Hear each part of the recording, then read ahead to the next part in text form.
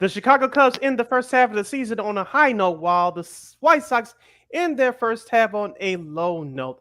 USA basketball is gearing up for its run at the gold at the Olympic Games in a couple of weeks with another exhibition later today against the Australian national team. In Wimbledon tennis, we have two new champions, and we'll have a very special edition of Old School TV Monday with a very special tribute. That and a whole lot more as the Monday edition of Second City Sports starts right now.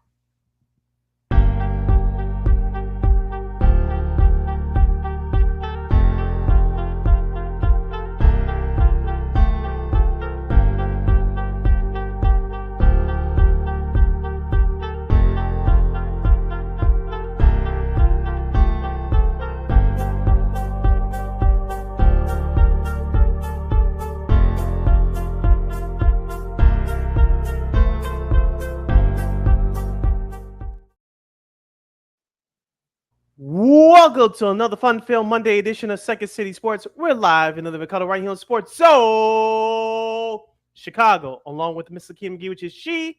I am Cindy Brown. Hey, that's me. You can follow yours truly on the Twitter, X, and the IG at CKid80. Once again, it's CKid80. That's SIDKID80. That's SIDKID80. You follow my Keenan McGee on the Twitter, X, and the IG. Be sure to download that Sports Zone Chicago app wherever you get your apps. Follow Sports Zone Chicago on all social media platforms on Facebook, Twitter, X, Instagram, and YouTube.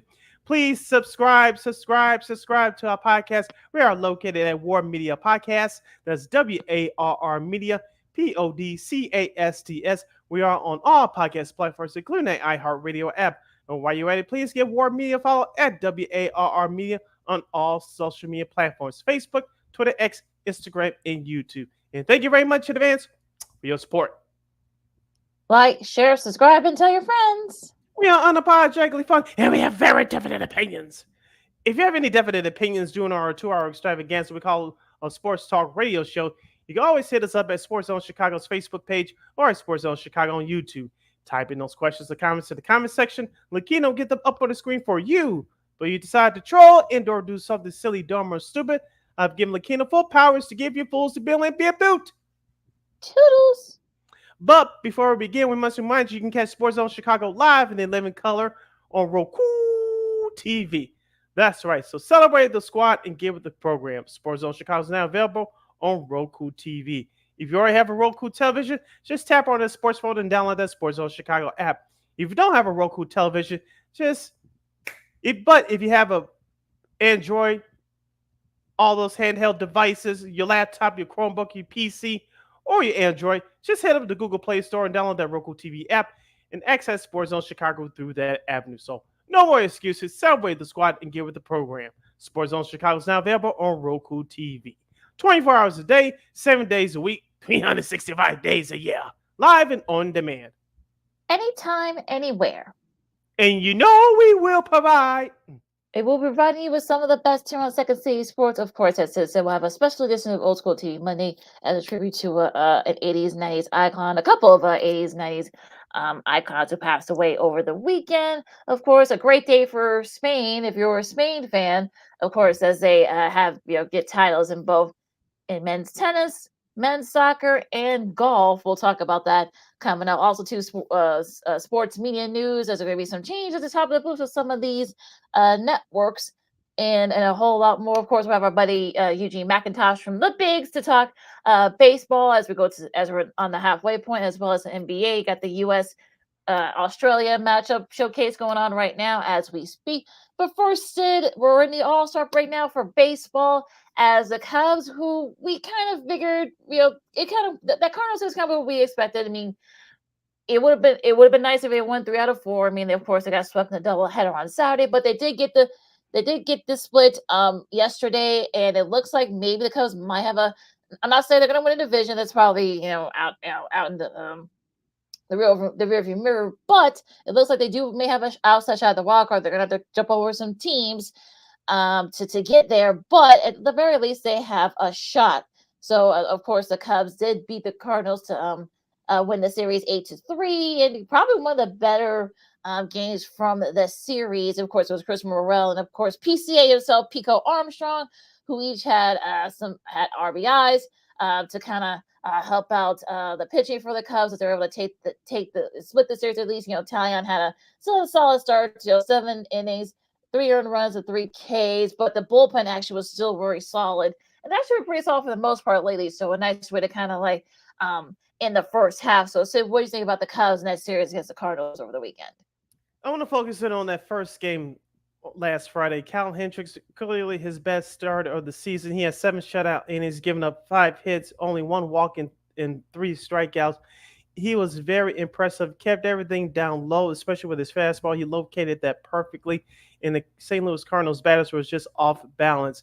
Also, too, flipping over back to the offense, they've been averaging over the 6.5 runs a game for the last week or so in this last stretch, winning 5 out of 7. And as we talked about on our last couple of shows, you see some of their key hitters started to go the other way. I know we brought this up around this time last week. Cliff Floyd, former MLB player, and now current analyst on Marquee and MLB Network, said that he wanted to see a couple of guys take a different approach in terms of getting back on track and hitting on offense. In particular, Nico Horner and Dansby Swanson. Both those guys have done that, especially during this last stretch. So the Cubs, it looks like their offense is starting to get back on track, despite Cody Bellinger being on the IL with a dislocated middle finger. Nico Horner, you know me, looking early in the year, I didn't like him being in the leadoff rope in the leadoff spot, but ever since he's turned it on with his bat over the last week or so, he's earned his keep of being in that top leadoff spot. Dansby Swanson looks like he's coming on his best stretch so far in this season. Christopher Morel, you mentioned, he had 2 home runs yesterday along with Pico Armstrong. So things are looking up for the Cubs right now. It's unfortunate this All-Star break has come to pass, but as we said before, I think the division winning the division is gone, even though you're 8.5 back. But the wild card is a very strong possibility. I know Atlanta has that first spot right now. I know there's about 5, 6 other teams that the Cubs will have to jump over. But looking at some of those other teams that the Cubs are behind, do you really think most of those teams will make moves, major moves between now and the July 31st trade deadline? I don't think so. But long as the Cubs can take care of their own business and start winning series, I think they'll be okay. Now, I think that Jed Hoyer and Carter Harkins will make a move by the trade deadline. What do they need? It doesn't hurt to get another starting pitcher, but I think they need a big bat, first of all, to make an impact on that lineup.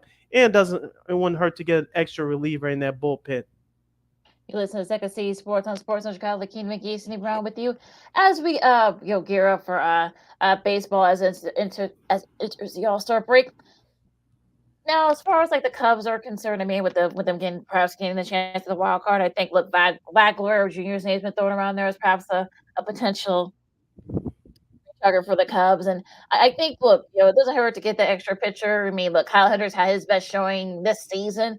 Hopefully, he Mhm, can kind of keep it going there after they come back. They do have the Diamondbacks coming back. Now, the D-backs have had their number at Wrigley lately. mhm. So, if you can try to win that series, get try to kind of like point out these wins, like you said, so you can't control what the other teams do ahead of you, but you just all you gotta do is just take care of what you're doing. And look, the Cubs, it's kind of tough for the Cubs to try to make another big move here. I mean, like I said, they got the Diamondbacks coming back from break, and it's going to be interesting to see because the Diamondbacks are kind of having their own issues too. We'll get to that after the break, but I think for me, the consistency needs to be there, and hopefully Bellinger will be back by on Friday. Let's hope. You do have some a big matchup coming up against Milwaukee this week, after early about this time next week. So Mhm. if you're the Cubs, you can have a chance to perhaps try to gain some ground and perhaps maybe make a couple big moves here, kind of make yourself look good as we get into the trade deadline. So for me, I think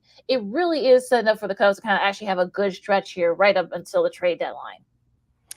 And also, too, let's give some props to Ian Happ. He also had a home run yesterday. I've been calling him out for the last couple of weeks. It looks like he started to come through as well. I know many Cubs fans want Happ to take that next step to become that great player, but sometimes guys are what they are, and that's okay. Ian Happ is above average player. He'll give you some hot streaks here and there offensively, and he's above average left fielder is what you need. One thing that I'm really concerned about with this Cubs team, and it was really exposed during the month of May and early June, was their defense. And we talked about it early in the year, their infield defense with Nico Horner and Dansby Swanson. It was horrible. but it looks like it defensively they're starting to turn around a bit. And also too, Seiya Suzuki, despite the injuries, he's had a good year and he's starting to come around as well with his bat. So, like you said, things are looking up for the men in blue. Let's just hope they can keep it going, come out on fire right on this coming Friday to start the second half. Because remember, they're in the same exact position a year ago. They did take off, but as you mentioned, with Arizona coming up on the schedule on Friday, remember Arizona finished ahead of the one game in their last wildcard spot to qualify for the playoffs. So for the Cubs, you got to keep winning series, beat the teams that you're supposed to be, and be more than a competitive against the teams that are above 500. Yeah, the starting pitching has been really good. Steelers has come back. I mean, who knows if he not had to had to take off for about a month.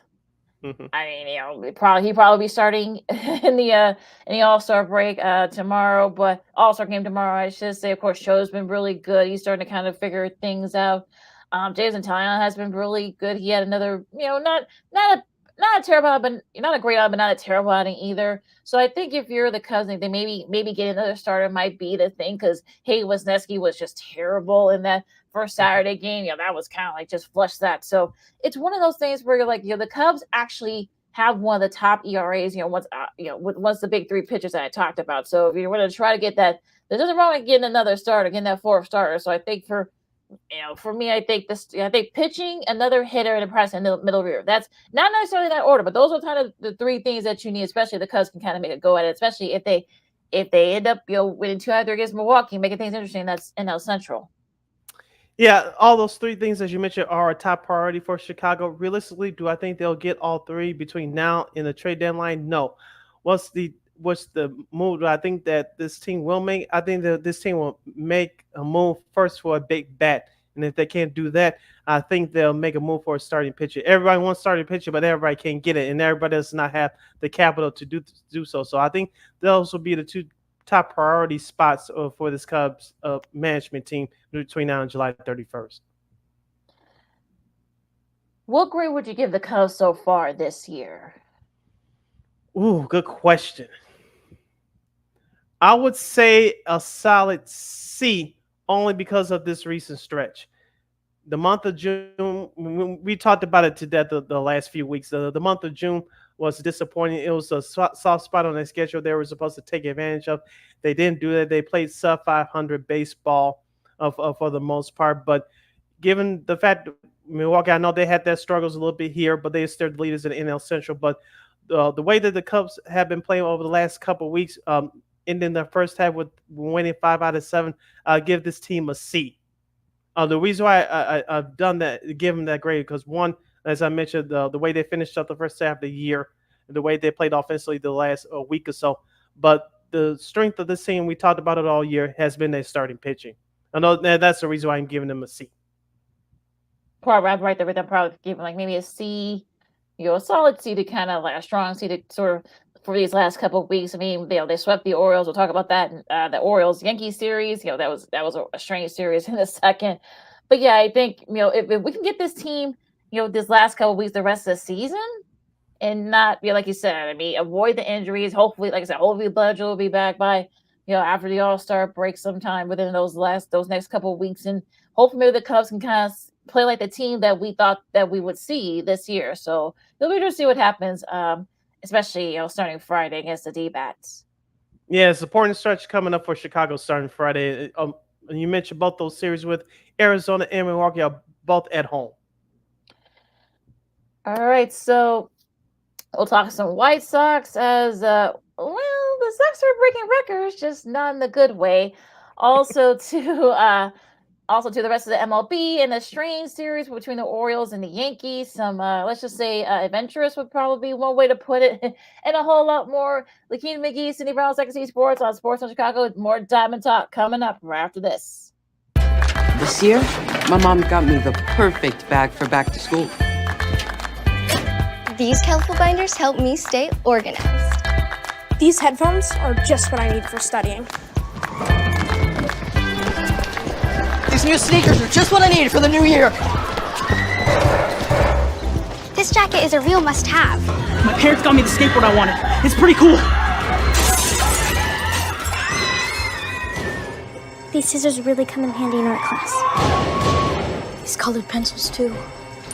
These new socks, they can be a real lifesaver.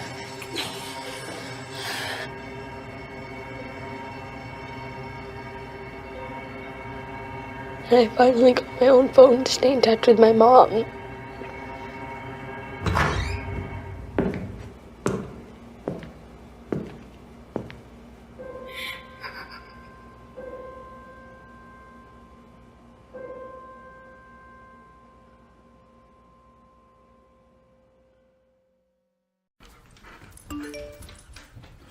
Trisha's having a sleepover tonight. Can I go?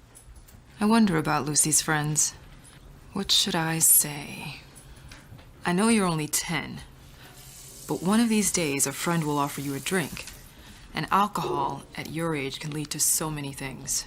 None of them good. So can I go to the sleepover? Lucy, I want you to promise me I something. finished my homework. Bigger promise. If there's any drinking, I want you to say, "No thanks, not my thing." Mom. I promise you, your real friends won't care. Deal? Sure. Really? I promise, Mom. They really do hear you. Did you pack your toothbrush? For tips on how to start the talk, visit underagedrinking.samhsa.gov. A public service message from the Substance Abuse and Mental Health Services Administration.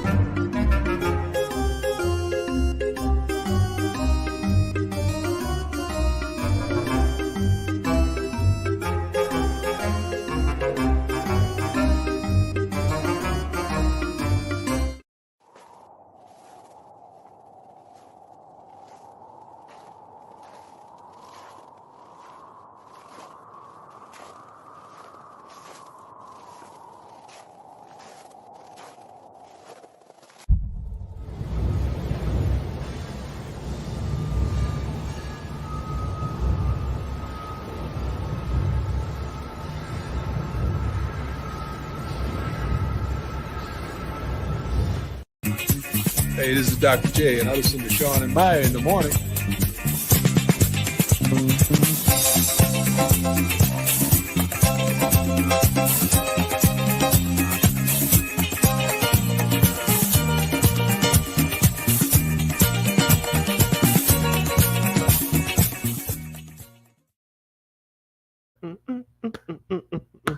Welcome back to Second City Sports and the Fun Film Monday edition. We're live in living color right here on Sports Zone Chicago. I'm Sid Deslakina.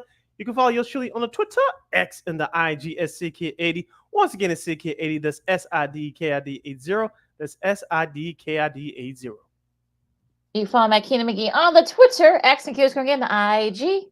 We have less than 85 minutes left for this extravaganza we call a Sports Talk Radio Show. If you have any questions or comments for us as we talk White Sox and the rest of MLB, you can do so by hitting us up at Sports Zone Chicago's Facebook page or at Sports Zone Chicago on YouTube. Type in those questions or comments in the comments section. Lakina will get them up on the screen for you. All right, so now off to talk the White Sox. I know. Yeah, what about them? We'll keep it short and sweet with them, but yeah.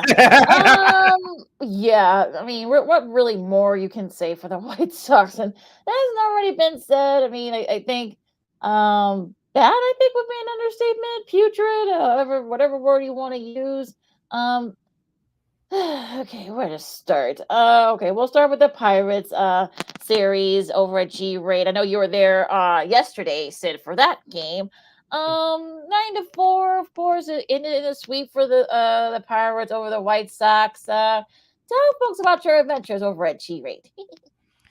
First, it was hot as hell, so your shoe was looking to get in some shade, which I did, and I had plenty of water with me, so I stayed fully hydrated. So that was my personal report. But as far as on the field, I was there on Saturday. Nice job by the White Sox giving out those jersey vests.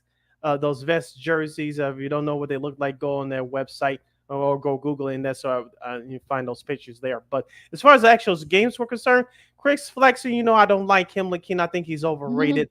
But he actually gave a decent performance last Saturday. But The Pirates beat the Sox last Saturday 6-2. Once again, for the White Sox at various times this year. You can get them on base, but you can't cross them past home plate, which has been a problem. Yesterday, looks like they were starting to do that, but I think that was kind of the thing around Major League Baseball yesterday.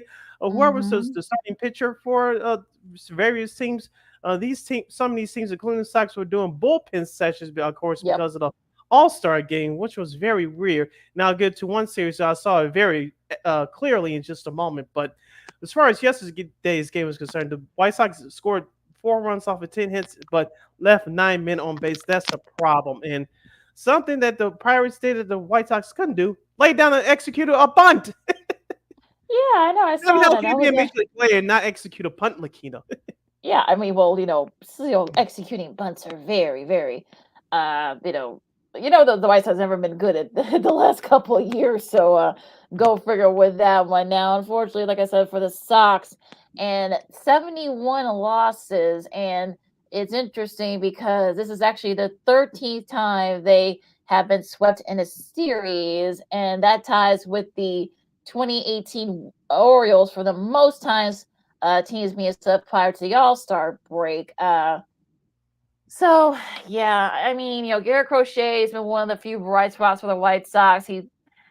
It'll be interesting to see what they do. Of course, he didn't get the start. Of course, Corbin Burns did for the Orioles, but we've talked about it before about Crochet. I mean, I think some teams, yes, they need pitching, but I don't think Crochet is a starter because it's actually the most innings that he has pitched his whole career. So I think if you are going to try to get Crochet, I'm a contending team, I'm going to say, look, you're going to be a middle reliever. That's what you've always been.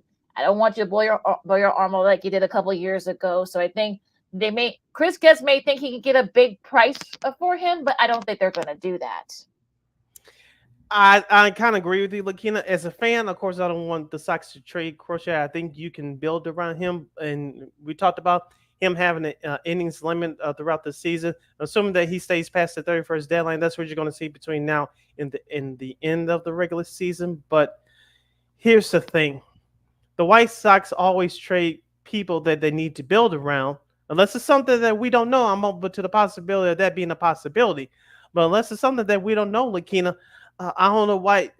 It's been through revisionist history that the White Sox, young players that they do not want to pay, they just trade them. And it's the same scenario with Garrett Crochet. Yes, this is the first year of him being a full-time starter, and he's doing it out of necessity, but he's done a fine job, obviously, becoming an all-star. But I'm not going to say that I don't trust Chris Getz, but I'm on the fence because this is still the early stages of his plan. And next month is going to be the 1-year anniversary of him being on the job. So we all know that he has a long way to go. It seems like he wants to get things right, but it's still going to be a long haul. I know why he said what he said about him and Luis Robert. He wants to get the most bang for his buck. He did that with Dylan Cease. Congrats to him. Looks like Drew Thorpe may be somebody who came out of that trade who's currently in your starting rotation. But I'm still on the wait and see move with Chris Getz. And it's going to be interesting to see how many players will go from this White Sox team between now and July 31st. I still say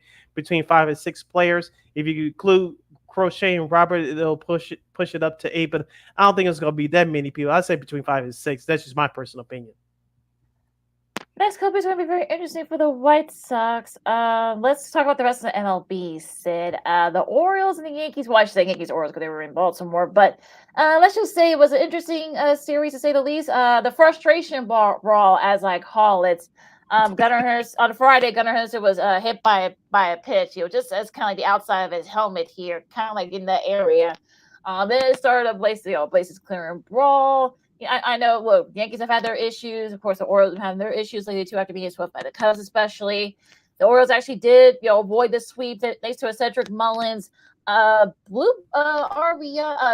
game-winning RBI that Mr. Verdugo misjudged. I don't know if he just, lost it in the sun. I don't know if he just, misstepped it, but it was just one of those. The whole series was just weird. Of course, Yankees did win 2 out of 3. They're only a game back. But yeah, that was a very strange series, to say the least. Yeah, you mentioned with Baltimore, it's been frustration for them for the last couple weeks. You can say that about the Yankees as well, but the Yankees bats woke up, and their starting pitching woke up as well. I did get a chance to watch the majority of that game last Friday, the opener of that series. Garrett Cole, he had 100 pitches through 6 innings, but he gave his team a chance to win, and like you said, the Yankees pulled it out. But like I said, Baltimore needed that win more than anything yesterday to head into the All Star break on a high note. As we said before, we talked about it with about the Garrett Crochet situation with Chicago. Baltimore needs to call these low-level teams about starting pitching. We talk about the injuries that they have in their starting rotation. Yes, Corbin Burns is an all-star who they acquired from Milwaukee via trade in the offseason. He's done a very good job, and so has Grayson Rodriguez. But you need that extra starter to help yourselves push yourselves through the playoffs, unlike a year ago. So Baltimore, it was a great win for them yesterday, but if I'm their front office, I'm focusing on starting pitching. Yeah, the rest of the division, Boston. You thought that maybe, like I said, they're slightly a better version of the Cubs because they really couldn't, get things going, this week in their series. But yeah, I mean, they're right there in the division. I mean, they did win 2 out of 3 against the Royals, so we'll be interested to see if they make any big moves, during the trade deadline as well. They're right there in the wild card front. Now going back to the AL Central, the Guardians. They had a nice sort of they've been kind of been sort of like having a little bit of they struggled against the Tigers in their series, and of course in Tampa to wrap up the first half they lose 2 out of 3, and maybe it's just because fatigue, maybe they were just exhausted, maybe they needed a break probably more than some teams, but yeah, interesting with the Guardians, but yeah, Minnesota's right there, or KC, I should say. Yeah, none of the teams in the AL Central had great weekends. You mentioned about Cleveland. Both their losses came in 2-0 shutouts. And like you said, they probably needed this break because they've been going through a tough stretch over the last week and a half or so. Minnesota, they dropped 2 out of 3 in San Francisco, including the walk-off loss yesterday. And, of course, Kansas City, as you're surely expected. I do not hate the Royals, but I'm not sure if they're going to make a big move between now and July 31st as far as the trade deadline. They do have good young talent in Bobby Witt Jr. And, of course, you got the veteran in Salvador Perez. But as I said before, Kansas City, can you win consistently against better teams? So right now, they have not done that. That's really been the thing here for the Royals. So we'll see. Especially the first race is going to be big for that division. So we'll see what happens there. Now going to the hey Brandon, what's up? We're talking about your guys in the AL West. Well, we'll start with the Mariners. Not a good news from the Mariners. They got swept by the Los Angeles Angels of Southern California. I think they needed that break as well. So I mean, I'm kind of. Like I said, luckily for them, they the rest of the division didn't have good weekends either. So I'm not too antsy about it. But yeah, I mean, not a good showing for the Mariners going into the break. Like I said, actually I forgot. Gilbert pitched a well of a game yesterday, but your offense just didn't come through. Like you need some of the big guys like we talked about Julio Rodriguez all year long. He's a great defensive outfielder. He's actually a great player on offense, but he's been struggling offensively all year, and it trickles down to the rest of the guys. And Seattle, they need a big bat. They need something or someone to get them going offensively. And hopefully their front office is searching for a big bat. Will they get it? I'm not sure, but the way that they played over the weekend against the Angels, it was terrible. But the Braves cannot come at a bad time for this Mariners group. And as we said before, we said this was a possibility. Their lead dwindling. Now it has. Shout out to you, Brandon, for as we see your messages in the chat. But shout out to your Houston Astros. They're only 1 game back. I know they lost the series at home this weekend to Texas, losing 2 out of 3. Here comes Houston. Now here comes Texas. As we talked about with the Texas Rangers for the last few weeks, they're starting to get healthy. The offense is starting to come around. This is going to be a dogfight once the second half of the season starts on Friday. Definitely going to make some news there. It should be interesting because I think they all play each other for the next couple of weeks. So going to get interesting in that West Division. I just listen to Second Seed Sports on Chicago. Lakeem McGee, Cindy Brown with you. As we go into the NL East, The Phillies, they lose 2 out of 3 to the A's, but I think it's one of those things where you just kind of like you kind of have to flush it out. If you're still 8.5 up because the rest of the division didn't really do too hot to do so hot this weekend. So this was a time to kind of like have your little whatever. But yeah, they got their butts kicked 18-3 by the A's. I think they played most of their like second string guys. I think a lot of their guys took the series off. So I guess you can afford that. You got a nice little cushion, so you can afford to do that if you're the Phillies. So I know Philly fans, I know they tend to freak out, but I'm glad they've stayed calm, and I think you'll get a little bit of rest. Getting ready for Friday. And then starting to get some guys back healthy, i.e. Cal Schwarber, i.e. Bryce Harper. So, like I said, the break couldn't come in better times, especially for those guys that can rest up some more and then get back going once the second half of the season starts on Friday. But staying in the NL East division, the New York Mets, they failed to sweep the Colorado Rockies. The Rockies took the last game yesterday by the score of, if my screen can pop up here, 8-2. Lakina, we talked about the Mets and the way they started the season. They were terrible, but Pete Alonso has come back around. Francisco Lindor has been okay.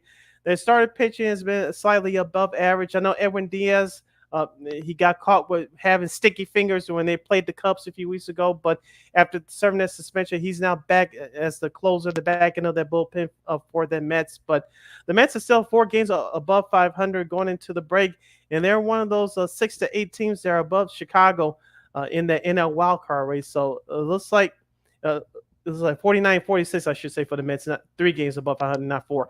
But it looks like the Mets may be a major player in the trade deadline. Now, they got an important series against Atlanta before they play the Yankees at Yankee Stadium for 2 games in that Subway Series early next week. So this is going to be an important stretch for this Mets team coming up. And perhaps the front office will have their minds made up by this time next week of what they should do with this team going forward. Yeah, that'll be interesting to see because I think that these next 2 weeks are going to be after coming back from the break. It's going to be pivotal for the Mets. Now the Braves did win 2 out of 3 against the Padres, so this is going to be interesting because they've been trying to stay afloat with all the injuries. But you got to think that they're going to have to make some moves too, get an extra bat, maybe get another pitcher as well. So for me, I think that Atlanta is going to be interesting coming out of the break. On the flip side of that, the San Diego Padres, great performance of our former Sox pitcher Dylan Cease. Pitched 7 innings, walked 3 batters, but striking out 11. He's been up and down this year, but this clearly was his best performance of the season, especially striking out 11 batters. As we said before about San Diego, they're consistently inconsistent. That's why they have the record that they have right now, 50-49.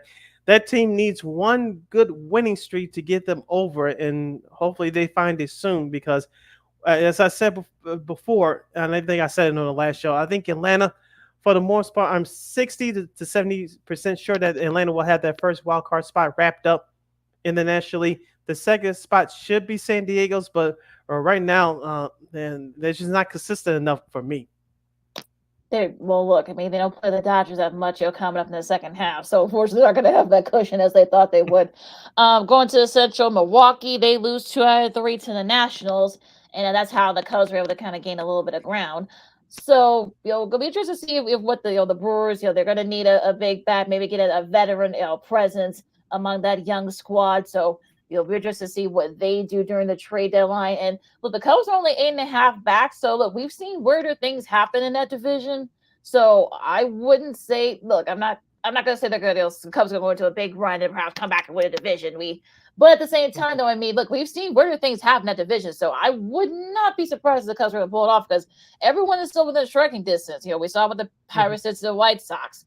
Look, the Cardinals, they split their series, are still right there. So it'll be interesting to see Cincinnati. They're kind of strange, but it'll be interesting to see what happens in that division. Yeah, I think realistically, I think that Milwaukee should win this division. But like you said, stranger things have happened. As we said before, they're a very good team. Maybe they're playing over their heads a little bit, but they're built strongly with their starting pitch, especially with Freddie Peralta leading their staff, and of course they have a strong bullpen. But they're still getting it done offensively with Terang and Christian Yelich and Willie Adames. So they have some nice players. They may not be household names, but they find somehow some way to get the job done. Now Cincinnati took 2 out of 3 against against the Miami Marlins this weekend at home. As I said to you on Friday, could they get back to 500 by the time we get back here on Monday? They fell one game short of that, but maybe Cincinnati will be heard from. I don't know, but the terrible start they had to the year, it may cost them a playoff spot. Pittsburgh is right there at 48-48.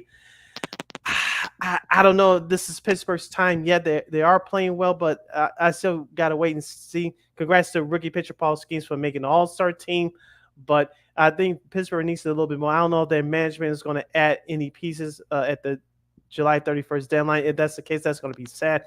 And of course, St. Louis is right there, despite the struggles of Nolan Arenado and Paul Goldschmidt. So the division.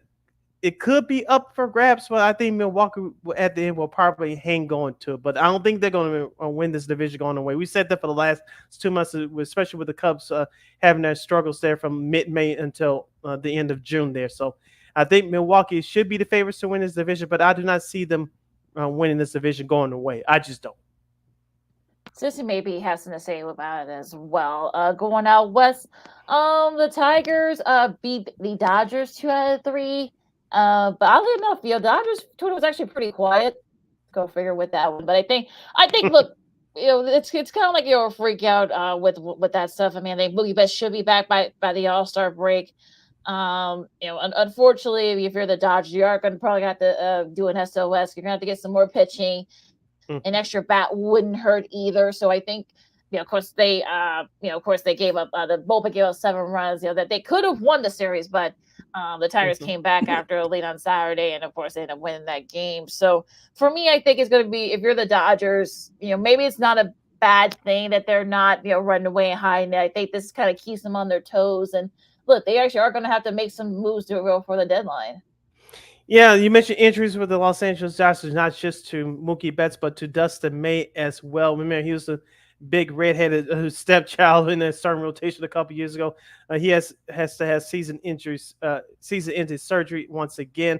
So you won't see him till next year. Clayton Kershaw, who's trying to come back at the All-Star, but he had a setback with a start a few weeks ago with his shoulder. So things are not looking on an up and up on that front right now. Shohei Ohtani, as you mentioned, he's having an NL MVP type season. We all know he's not pitching this year, so he can focus on his hitting.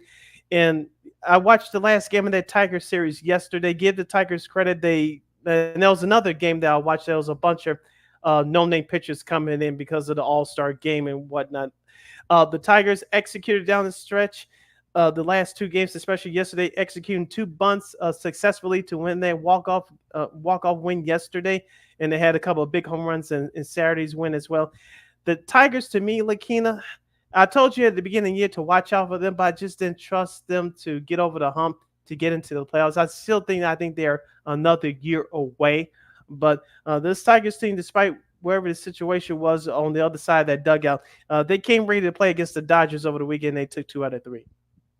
Yeah, give the Tigers credit. But like you said, so a lot of these teams were playing, for the most part, not all of them, but they were kind of playing, they're the kind of no-name guys from the minors. So, they're dressing to kind of like, see as, everyone comes back, resting up. So there will be no, like I said, no games, coming up this week, except for the All-Star game. Who do you have in a home run derby, Sid? I'll give you a name. I almost got it right a couple years ago with Julio Rodriguez. That was this close, but I'm going with Jose Ramirez of the Cleveland Guardians. Oh boy. Oh goodness. Okay.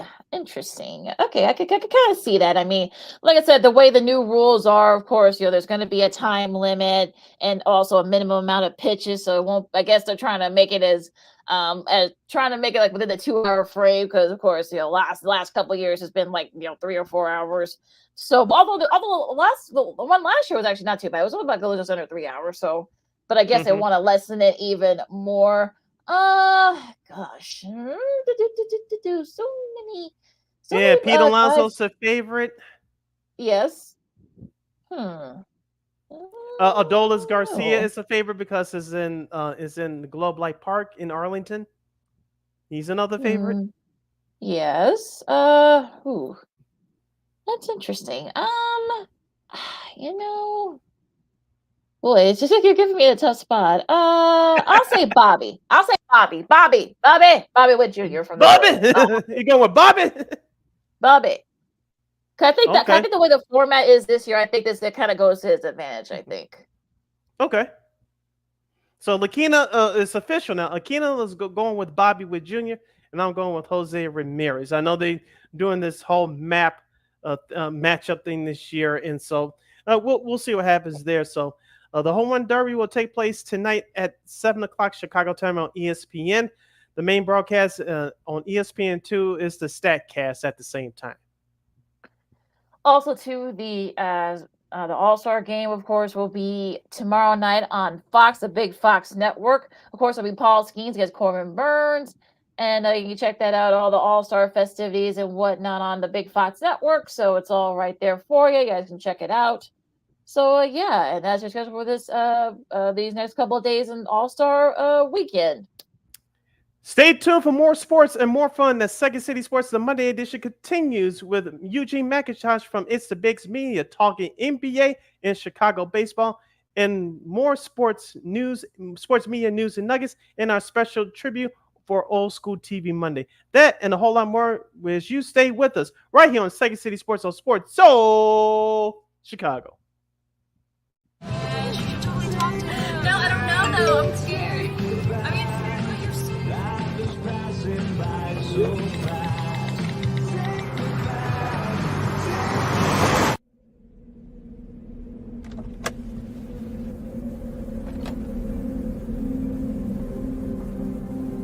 Do you know that you're in my lane? No, not at all. Are you not paying attention? Are you texting? I was just checking in with my mom. I was telling her that I thought we'd be home by 6. It's okay. There's enough time. Just pay attention. I'm not even halfway through my text. There's no way. I'm not even going to look up. My babies are in the car. You have to pay attention. It's just supposed to be a quick text. I'm so sorry.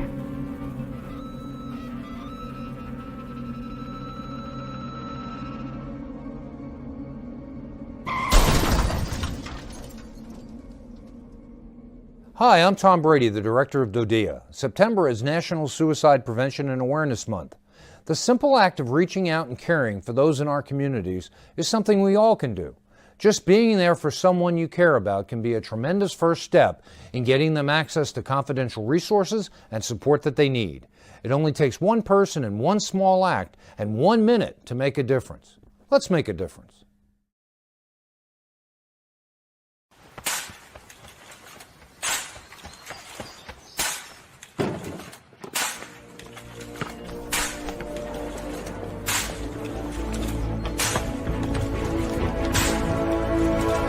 Move it!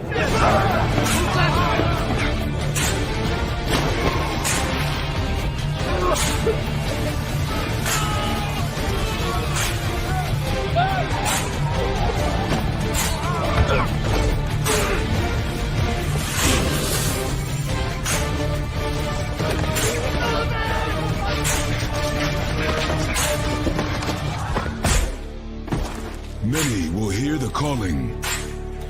Few will earn the title. United States Marine. The few, the proud, the Marines.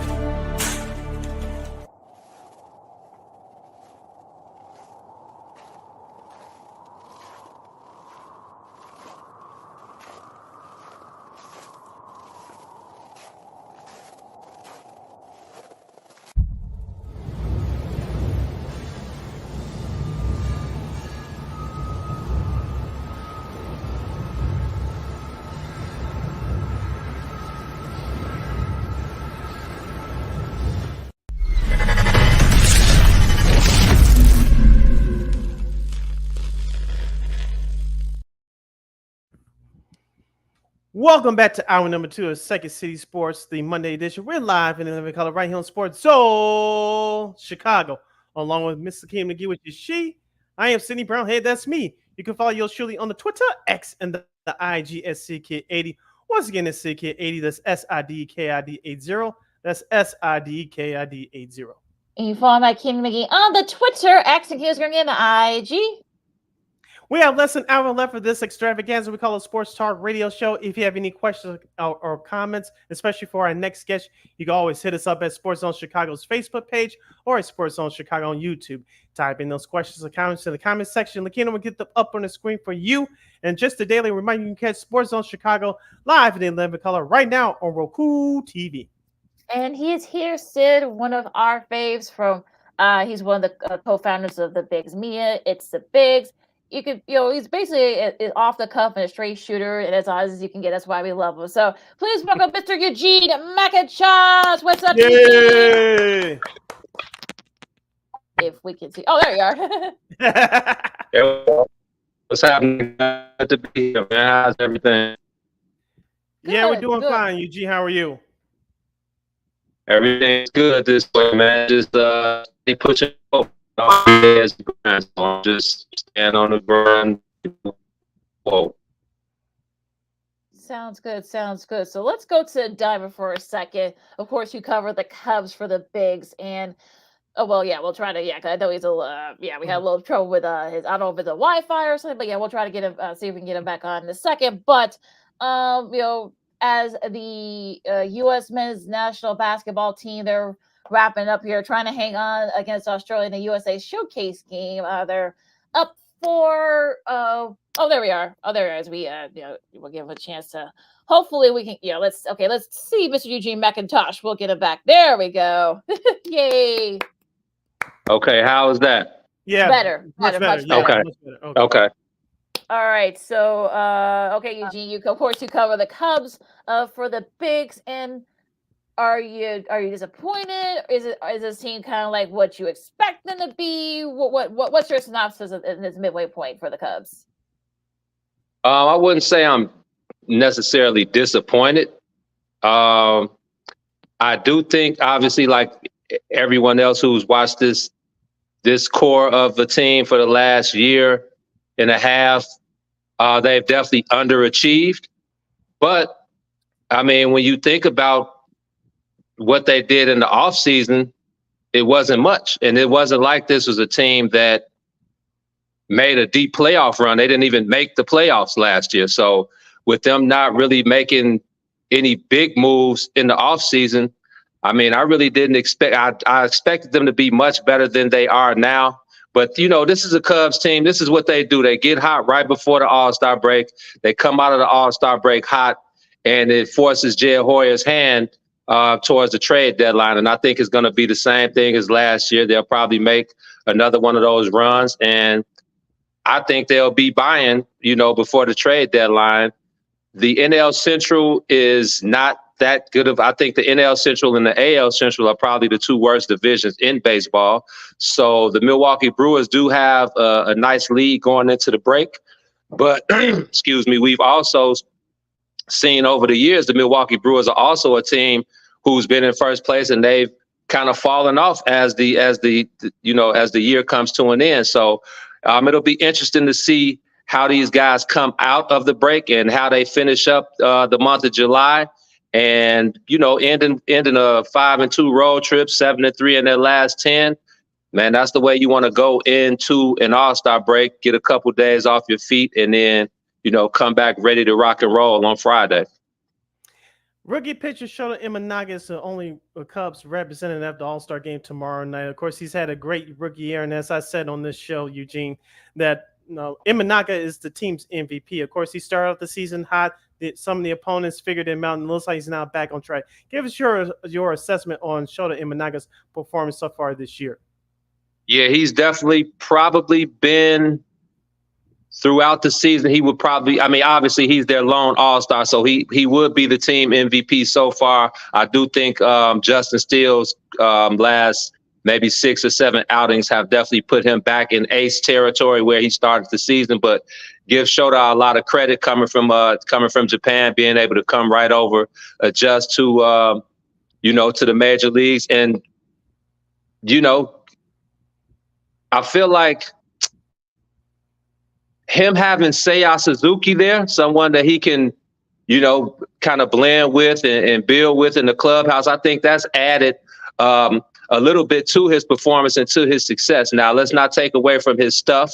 You know, he's not a high velocity pitcher. So being able to locate and being able to, you know, come out and, you know, be ready to pitch every 5 days. I think, you know, he started the season off hot, got into a little lull, couple outings, but I mean, it's Major League Baseball. Nobody's perfect. You knew that was going to happen, but the fact that he was able to come back, make the adjustments, I think you know, after some teams saw him a few times around, the scouting report was really out about how to get to Shodai's, like, you know, when his fastball, you know, he's a fly ball pitcher. So Wrigley Field is one of those places where, especially when the weather warms up and it gets hot, that's not a place where you want a lot of fly balls to go. So I think he's taken advantage of the weather so far, but I'll be interested to see coming back after this second half, now that the scouting report is kind of out there, how he makes that second adjustment, because I do think some teams have made the adjustment on him. But big props to Shodai for, you know, making the All-Star game in his first year in Cubby pinstripes.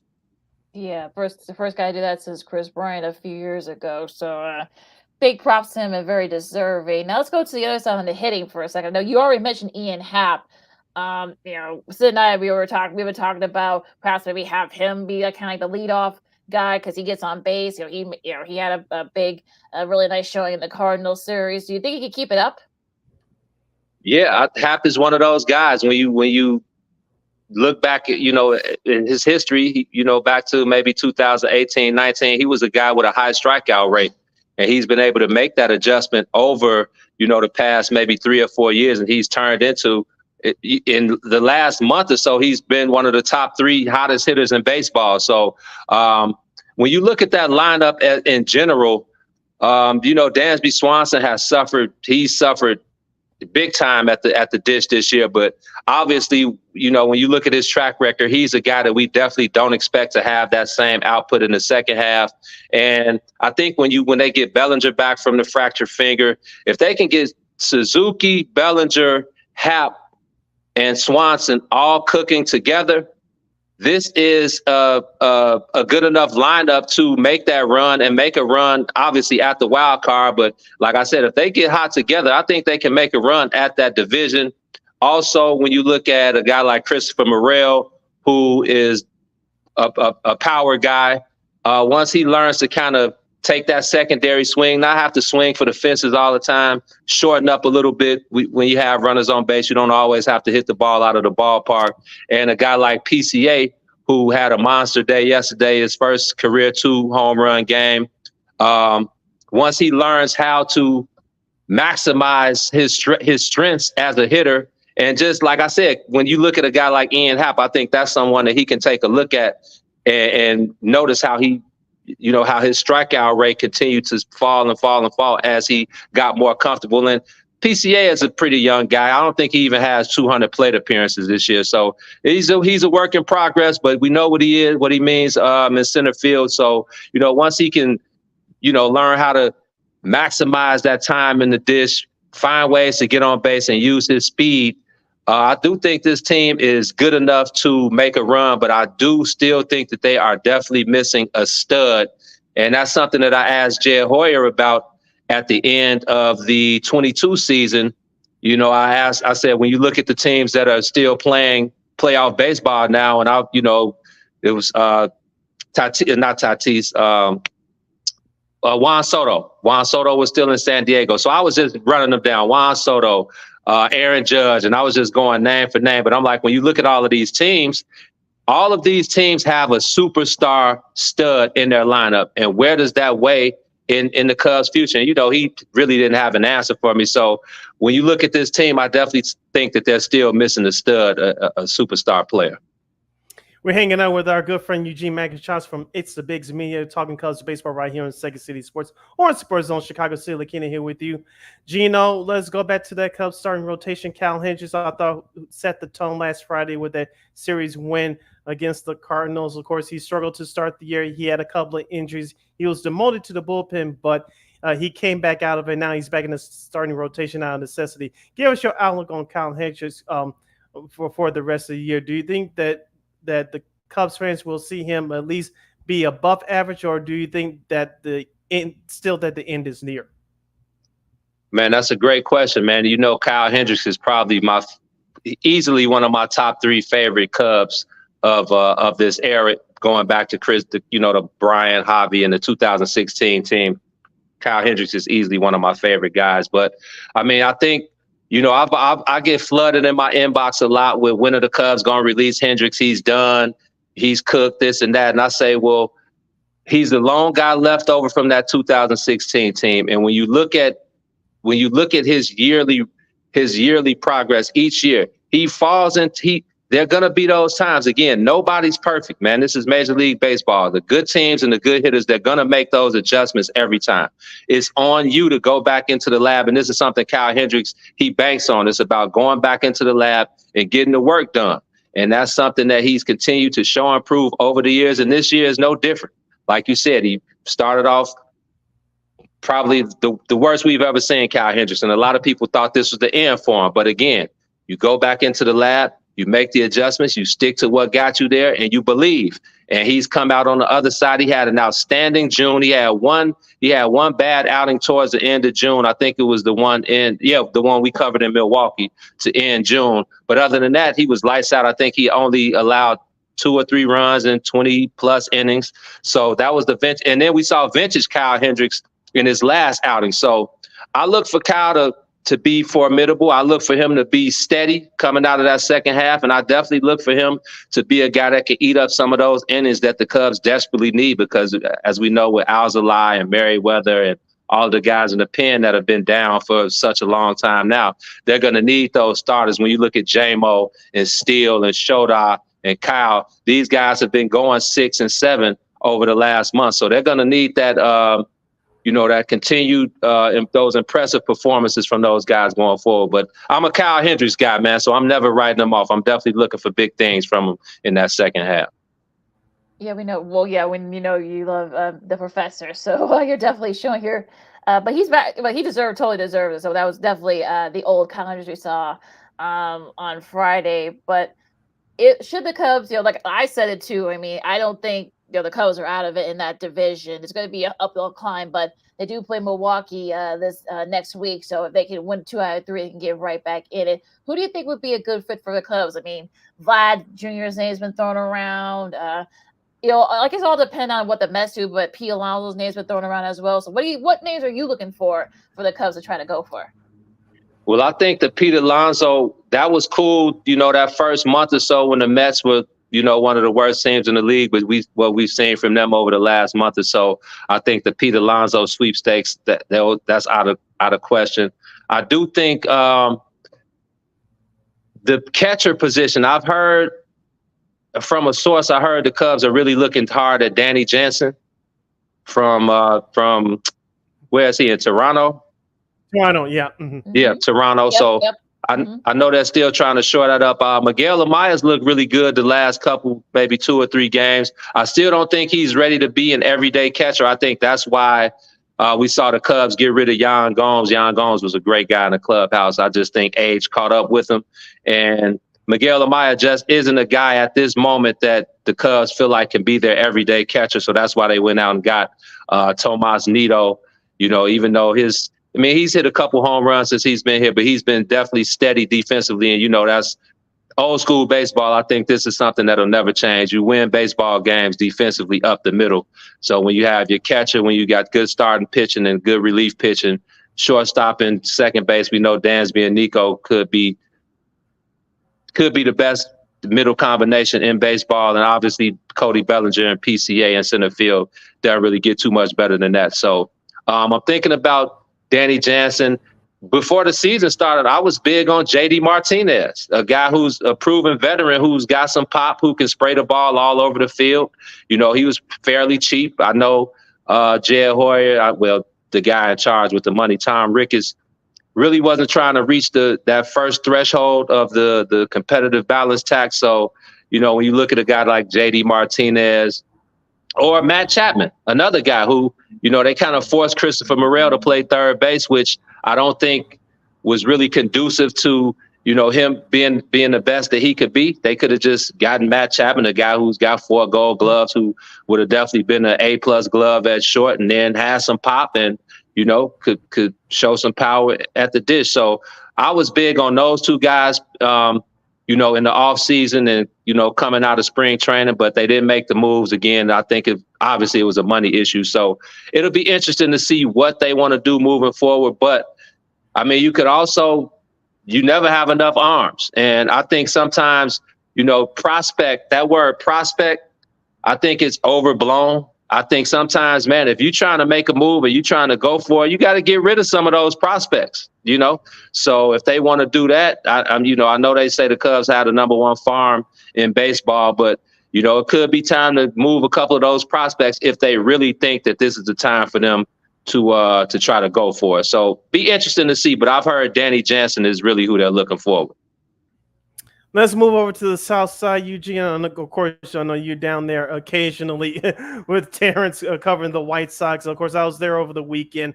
Now they have 71 losses to end the first half of the year. Chris Getz is talking about trading Garrett Crochet and Luis Robert Jr. I know why he's doing that, to see if he can fleece some of these big market teams. But we knew coming to the year that the White Sox weren't going to be as good. But I didn't expect, I'll be honest with you, Gino, I did not expect this, to be honest with you.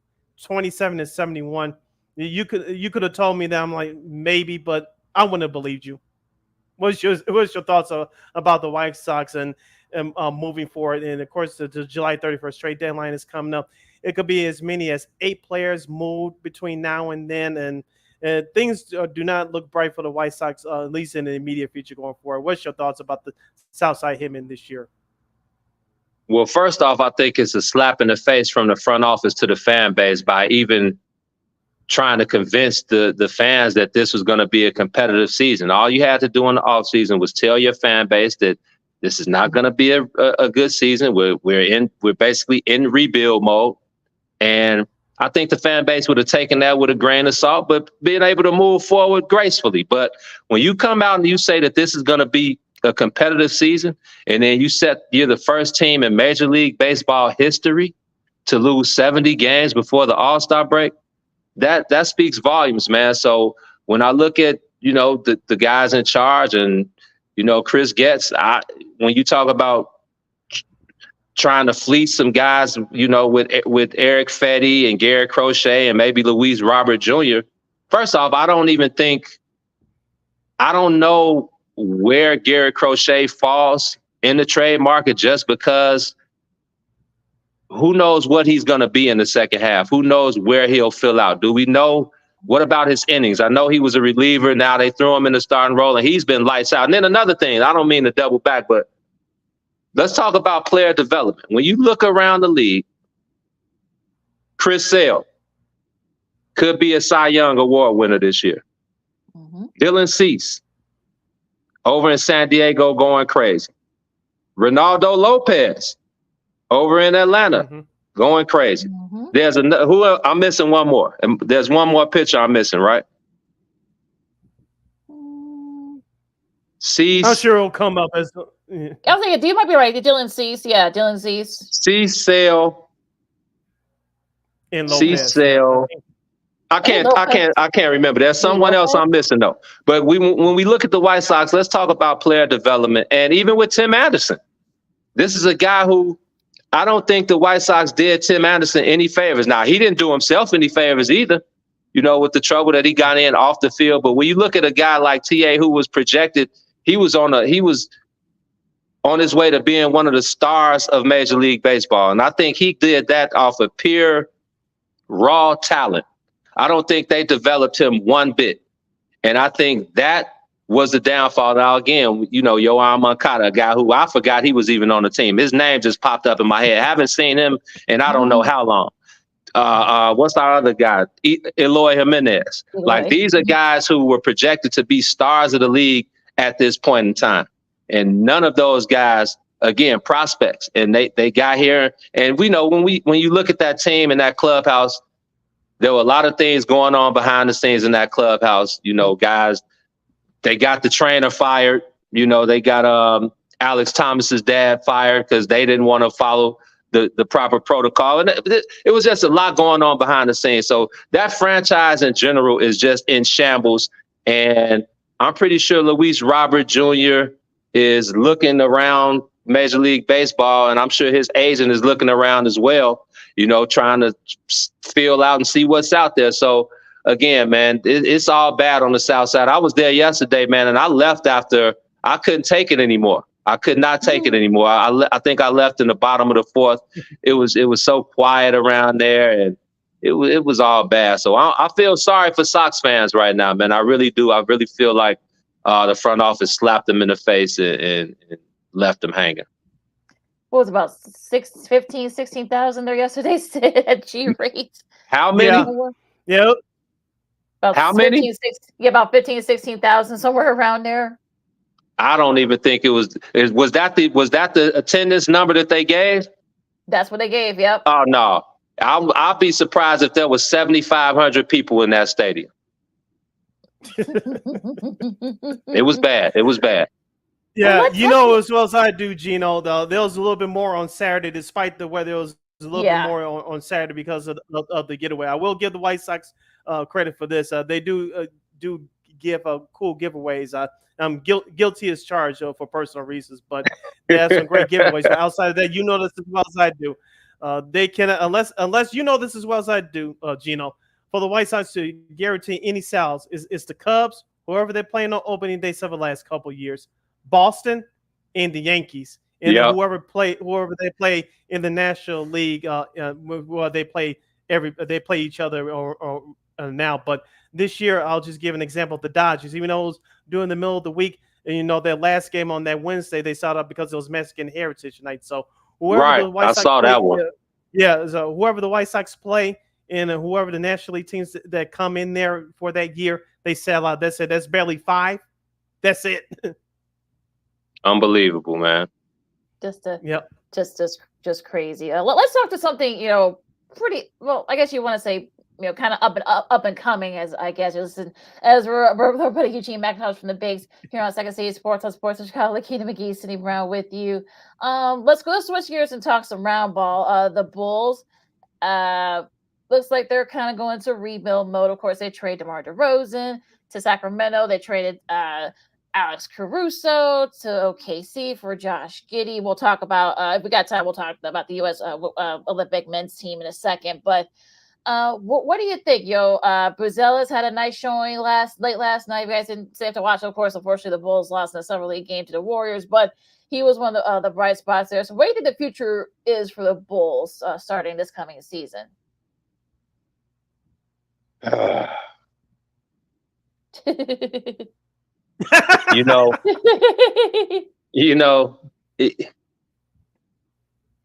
really starting to believe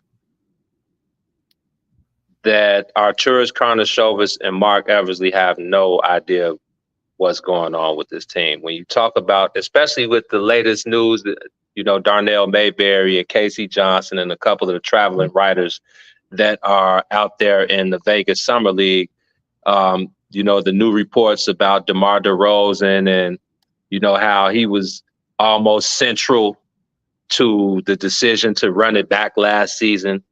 And coming up this year, they're saying Zach LaVine can help this group.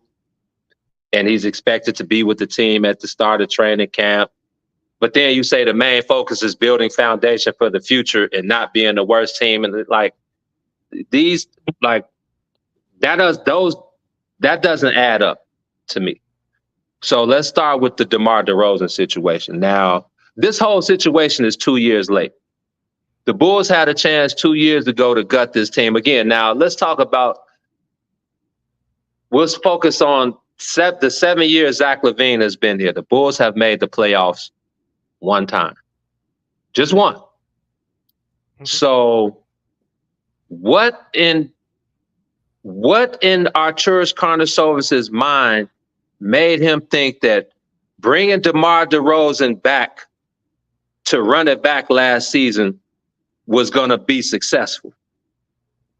I really want to know. You know, when Arturas speaks, you know, he's not too candid. He doesn't give too much. He basically says the same thing over and over again. So I would really, really like to know. And make sure you guys look out for Darnell Mayberry and Casey Johnson and some of those guys reports coming this afternoon, because they said they had a sit down with AK yesterday, and he got candid with him. So I'm interested to see what he says. But talking about the Zach LaVine situation, like it's clear as day that Zach LaVine does not want to be in Chicago, and Chicago does not want Zach LaVine.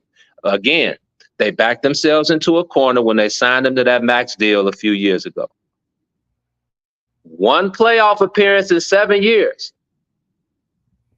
So why do you think Zach LaVine can help this group coming in this year when when you're trying to see what Kobe White is really made of? Now that DeMar DeRozan is gone, and some more offense will be open for Kobe White, not necessarily for him to shoot the ball, but the ball will be in his hands a little bit more to see if he can become a playmaker as well as a scorer. So I don't understand where Zach LaVine fits in to the decision with that. But obviously, it's one reason and one reason only, is that because he has no trade value and no one is taking on that contract.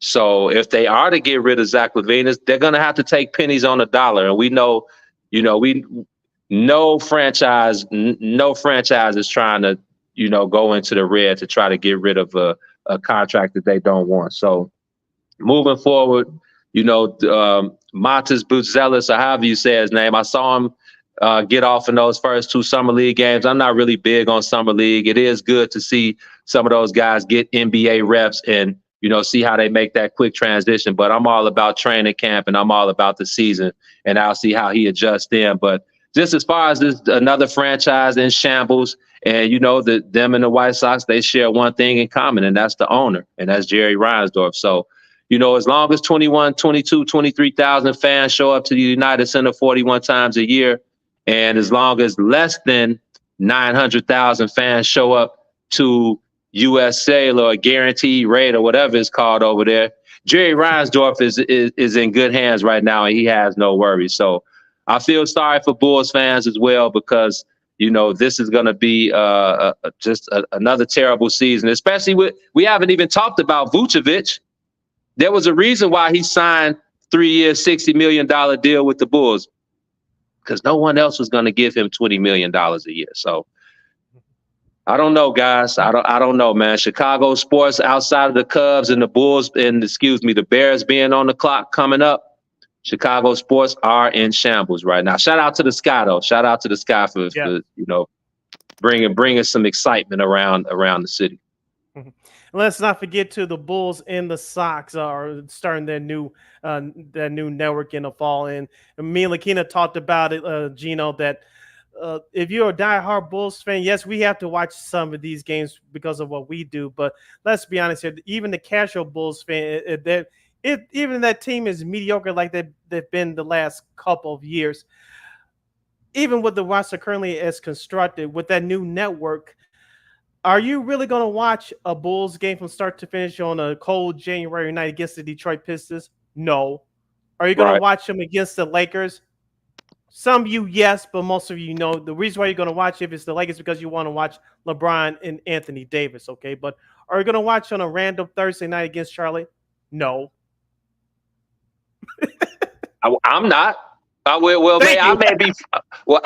may be in the building, so I don't have a choice but to watch. But if I was a fan and I'm at home, there's so many other things I could be doing with my time than watching a Bulls team who has no love, a franchise whose ownership has no love for the fan base. So you're exactly right, Sid. There's no way, but that's the only way to show the guys in charge that you're not having it, and that's to affect their pocketbooks. And you do that by not showing up to the stadium, by not tuning in, giving them the rating. So I'll be interested to see just how effective, especially with the guys that are being in charge of the network. These are the guys who failed at Bally Sports. So, you bringing some people in that just failed at Bally Sports to try and get this thing off the ground. I don't know how much sense that makes, but again, I'm not the head. I'm not the executive in charge. So I don't know what's going on in those offices and those decision-making processes. But I do know that I agree with you that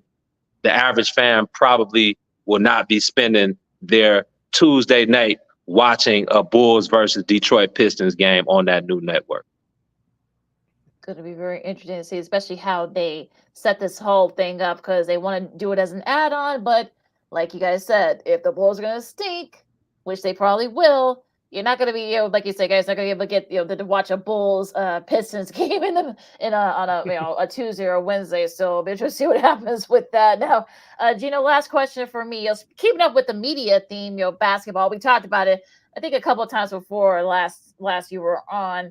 That, of course, it's all but official now with the NBA TV contracts. Of course, ESPN, NBC, Amazon will be kind of like the main. Well, the main patch will be on NBC and ESPN. Do you think TNT? I guess from the timing of it, I guess they still have a few days to match it. Do they? What was it? 76 billion. Yes, total, for 11 years. Mm-hmm. Yep. I do not think TNT matches that.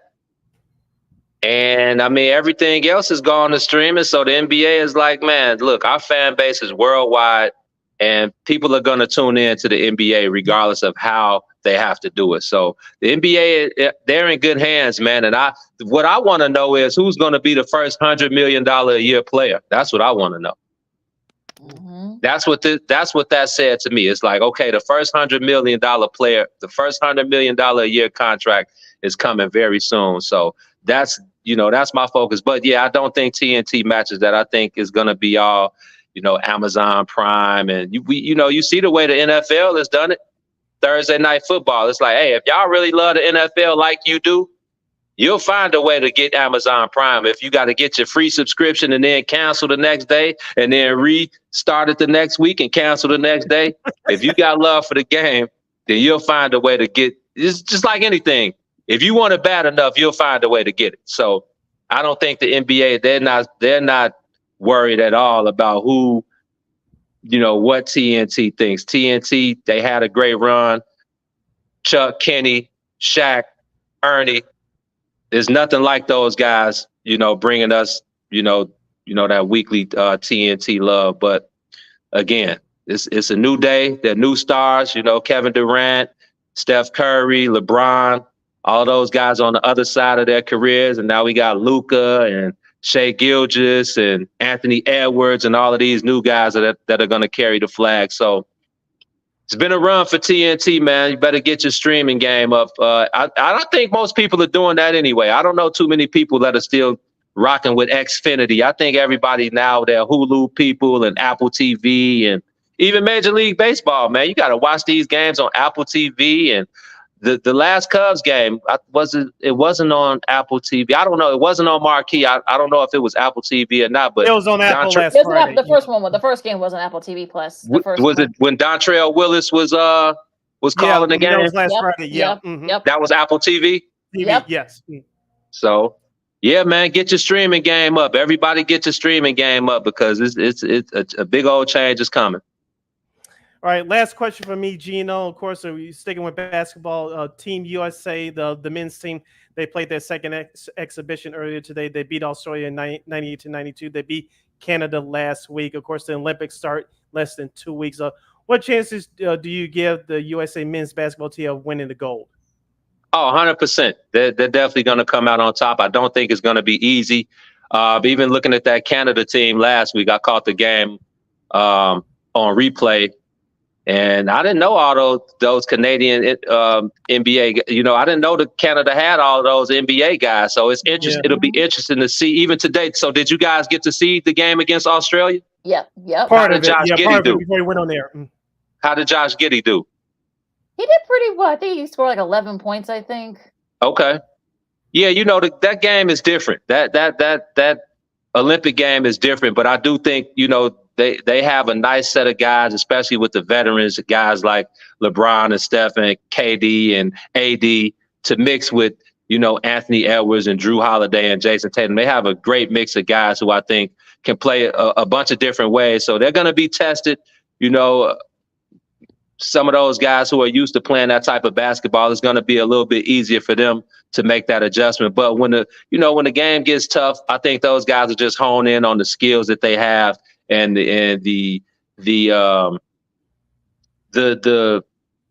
what would I call it? I guess the veteran leadership, guys who've been in the trenches before, guys who won Olympic medals before, guys who won NBA championships before. I don't think there's any brighter lights than the NBA. Well, no, the Olympics could be a little bit brighter lights, but I don't think that's going to affect guys like LeBron and Steph and KD and AD, and even a guy like Anthony Edwards, who we know says he's the number one option and has no fear. Then you have guys like Drew Holiday, who are kind of cool, calm, and collective when, can pick up a guy full court and kind of run the team when it needs to be run and things like that. So I don't think I don't think there's anything but gold coming for the USA, but it's not going to be an easy task. And, they have a good coaching staff as well with Steve Kerr and Ty Lue and, the head coach from Gonzaga over there. So I think they'll be up for the challenge when it's time to go.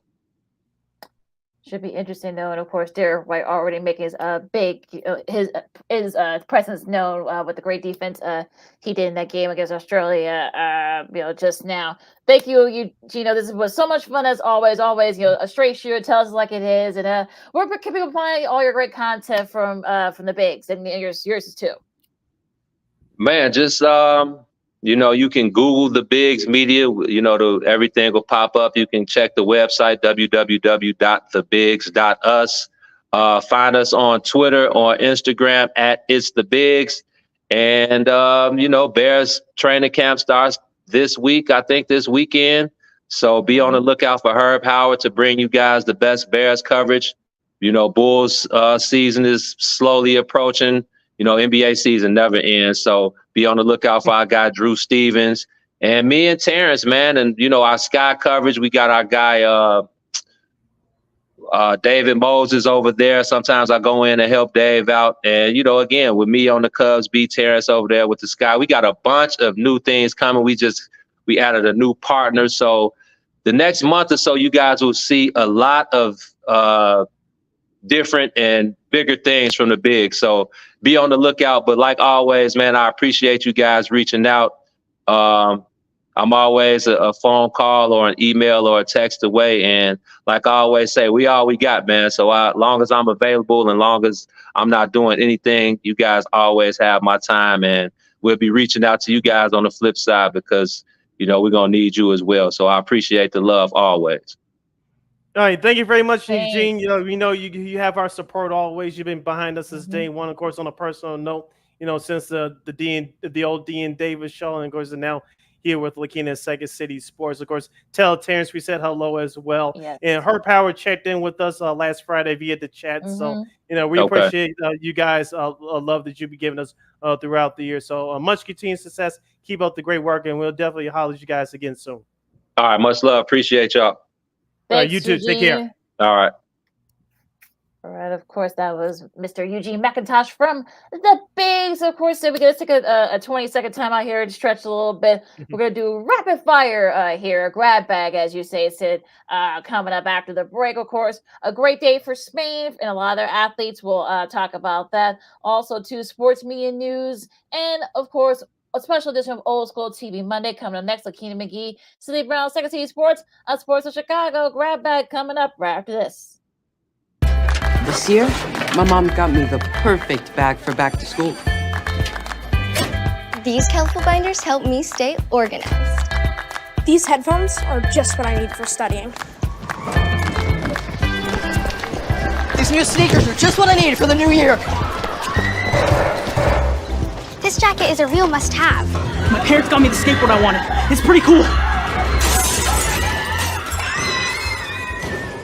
These scissors really come in handy in art class. These colored pencils, too. These new socks, they can be a real lifesaver.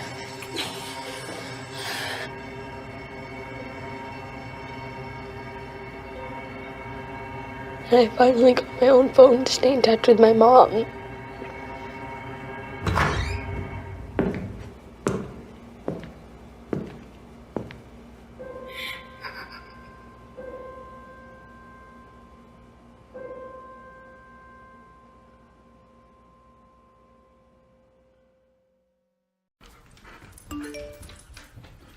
Trisha's having a sleepover tonight. Can I go? I wonder about Lucy's friends. What should I say? I know you're only 10, but one of these days a friend will offer you a drink. And alcohol at your age can lead to so many things. None of them good. So can I go to the sleepover? Lucy? I want you to promise me I something. finished my homework. Bigger promise. If there's any drinking, I want you to say, "No thanks, not my thing." Mom. I promise you. Your real friends won't care. Deal? Sure. Really? I promise, Mom. They really do hear you. Did you pack your toothbrush? For tips on how to start the talk, visit underagedrinking.samhsa.gov. A public service message from the Substance Abuse and Mental Health Services Administration.